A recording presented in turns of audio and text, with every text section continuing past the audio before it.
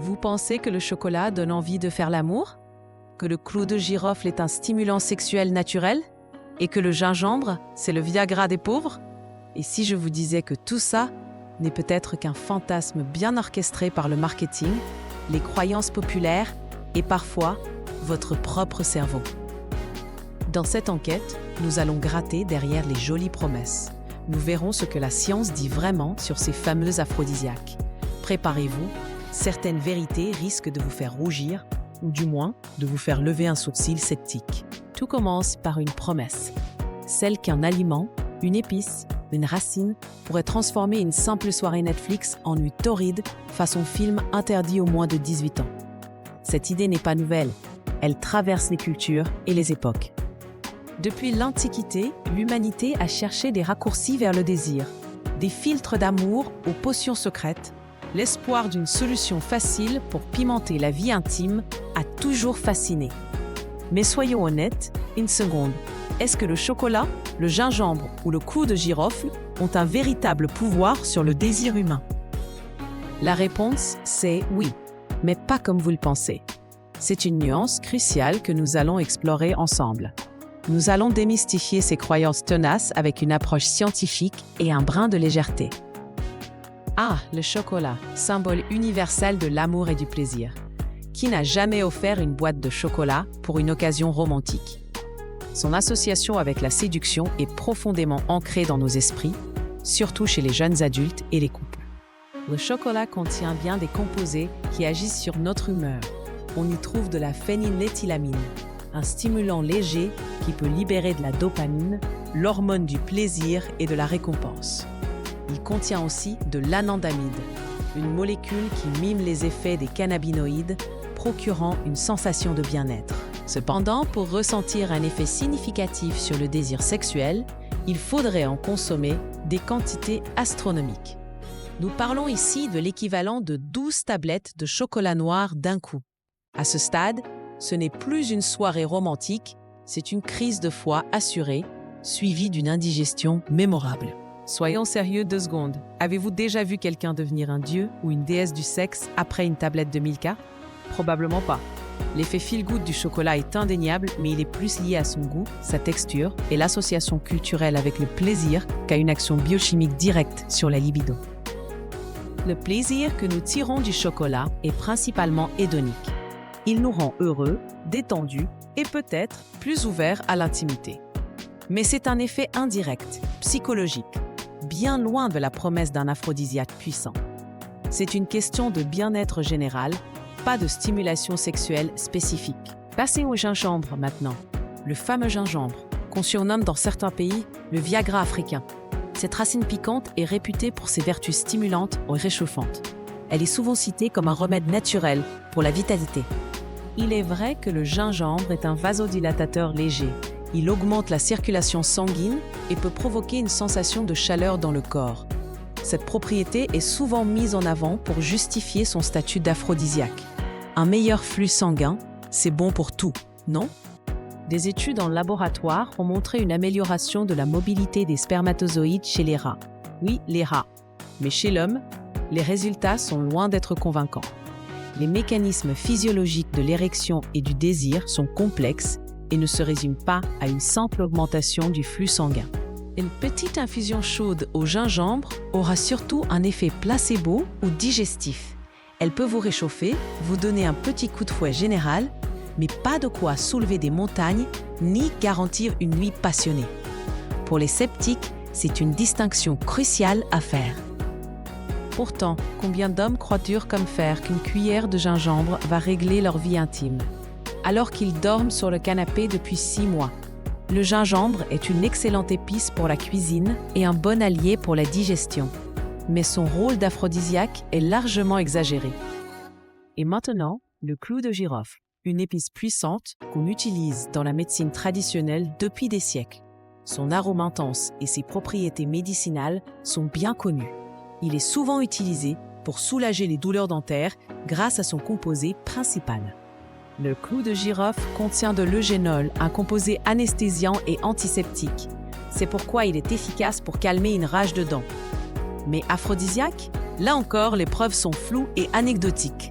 Certains tests sur les animaux montrent une légère hausse de testostérone, mais chez l'homme, les données manquent cruellement pour confirmer un tel effet. La science n'a pas validé son efficacité en tant que stimulant sexuel pour l'humain. Et attention, le clou de girofle peut même engourdir les muqueuses. Donc si vous en abusez dans votre tisane du soir, vous risquez de dormir comme un bébé plutôt que de faire des galipettes.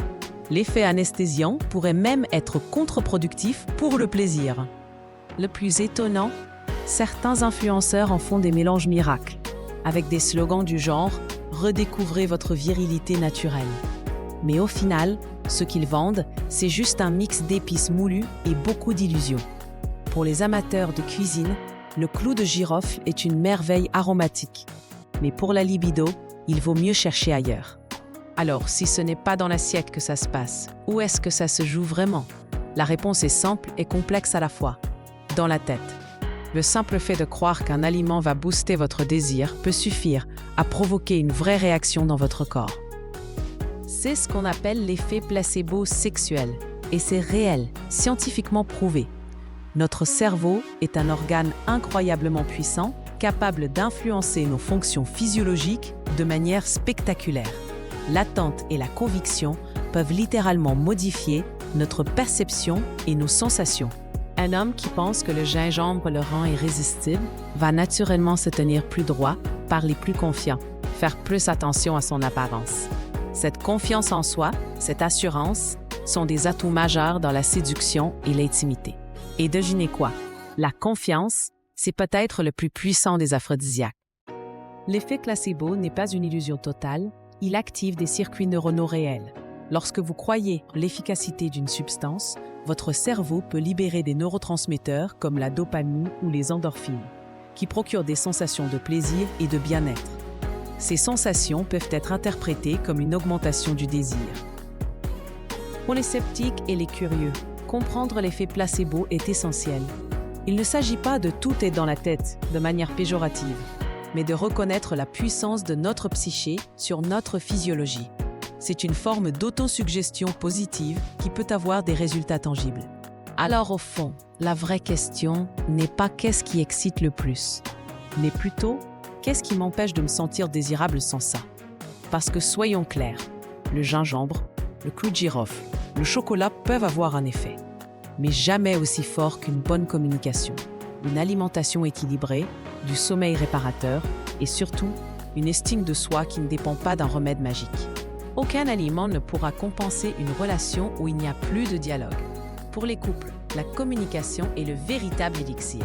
Parler de ses désirs, de ses attentes, de ses frustrations est bien plus efficace que n'importe quelle épice. L'intimité émotionnelle est le fondement de l'intimité physique. Aucune épice ne remplace le respect de soi et de l'autre. Le bien-être sexuel est intrinsèquement lié au bien-être général.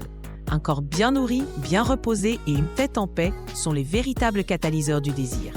Le stress, la fatigue, une mauvaise alimentation et le manque d'exercice sont les véritables ennemis de la libido. Ces ingrédients naturels peuvent être des alliés pour une alimentation saine et variée, mais pas des sauveurs de votre vie sexuelle. Ils peuvent contribuer à un sentiment général de bien-être, ce qui, indirectement, peut favoriser le désir. Mais ils ne sont pas des pilules magiques.